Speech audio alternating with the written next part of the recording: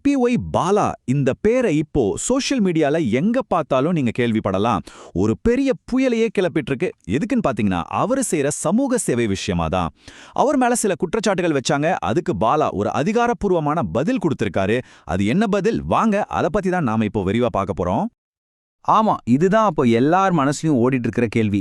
ஒரு செலிபிரிட்டியோட நல்ல எண்ணத்தையே சந்தேகப்படும் போது அவங்க எப்படி ரியாக்ட் பண்ணுவாங்க? அதிலும் குறிப்பா பத்திரிகையாளர் உமாபதி மாதிரியானவங்க சில கேள்விகளை எழுப்பினதுக்கு அப்புறம் பாலா என்ன சொல்ல போறான்னு ஒரு பெரிய எதிர்பார்ப்பு இருந்துச்சு. சரி, அவர் என்ன சொன்னாருன்னு பார்க்கலாம் வாங்க. நம்ம எல்லாருக்குமே கேபிஒய் பாலாமா ஒரு காமெடியனா தான் தெரியும் இல்லையா? ஆனா கொஞ்ச காலமா அவர் செய்யற சமூக சேவைகளால அவருக்கு ஒரு புது அடையாளம் கிடைச்சது. ஆனா பாருங்க, அதே சமூக சேவை தான் இப்ப இவ்ளோ பெரிய சர்ச்சைக்கும் காரணமா அமைஞ்சிருக்கு. ஓகே, அப்ப அவர் மேல என்னென்ன மாதிரியான கேள்விகள் வந்துச்சு? இந்த சர்ச்சை முதல்ல எப்படி ஆரம்பிச்சுது? சோஷியல் மீடியால அவர் மேல வைக்கப்பட்ட முக்கியமான குற்றச்சாட்டுகள் என்னன்னு பார்ப்போம். சோஷியல் மீடியால நிறைய பேர்கிட்ட கேள்விகள்ல 3 விஷயம் தான் முக்கியமா இருந்துச்சு. ஒன்னு, அவர் செய்யற உதவியெல்லாம் உண்மையா இல்ல நடிப்பா? ரெண்டாவது, இவ்ளோ உதவி செய்யறாரே அதுக்கெல்லாம் பணம் எங்கிருந்து வருது? மூணாவது, இதெல்லாம் செய்யறதுக்கு பின்னாடி இருக்கிற உண்மையான நோக்கம் என்ன? இந்த 3 முக்கியமான கேள்விகளுக்கும் பதில் சொல்ற மாதிரி தான் பாலாவோட அறிக்கை இருந்துச்சு. சரி, இந்த குற்றச்சாட்டுகளுக்கு பதிலா பாலா முன்வச்ச அந்த 5 அம்ச மறுப்பு என்ன? அவர் கொடுத்த விளக்கத்தோட முக்கிய அம்சங்களை இப்ப நாம பார்க்கலாம். பாலாவோட பதிலேயே முதல் பாயிண்ட், ரொம்ப முக்கியமான பாயிண்ட் இதுதாங்க. ரொம்ப நேரடியா, நான் செய்யற சமூக சேவை வேலைகள் எதுவும் போலியானதோ இல்லனா திட்டமிட்டு செய்யறதோ கிடையாது அப்படின்னு அடிச்சு சொல்லியிருக்காரு.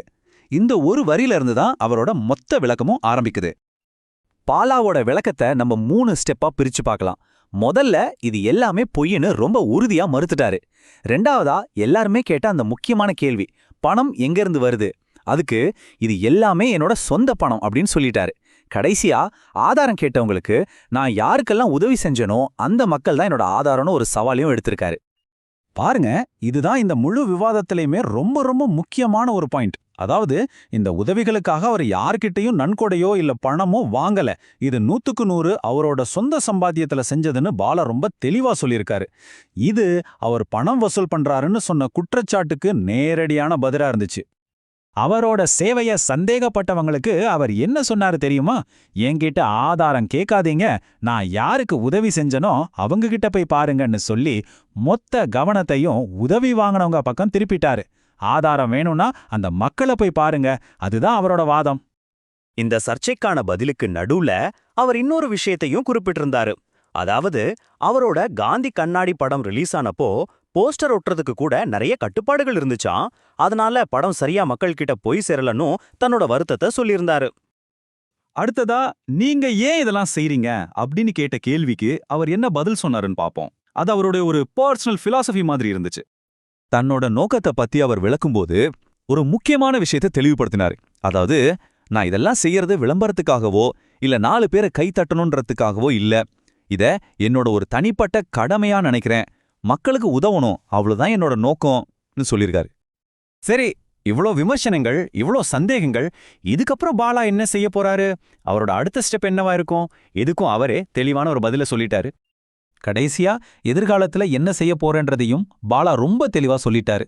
யாரோட விமர்சனமும் சந்தேகமும் இந்த மாதிரி வேலைகளை நான் தொடர்ந்து செய்யறத நிறுத்தாதுன்னு சொல்லியிருக்காரு. இந்த வார்த்தைகள் மூலமா யார் என்ன சொன்னாலும் சரி, நான் என் சமூக சேவையை நிறுத்த மாட்டேன்ற மெசேஜை ரொம்ப அழுத்தமா பதிவு செஞ்சிருக்காரு.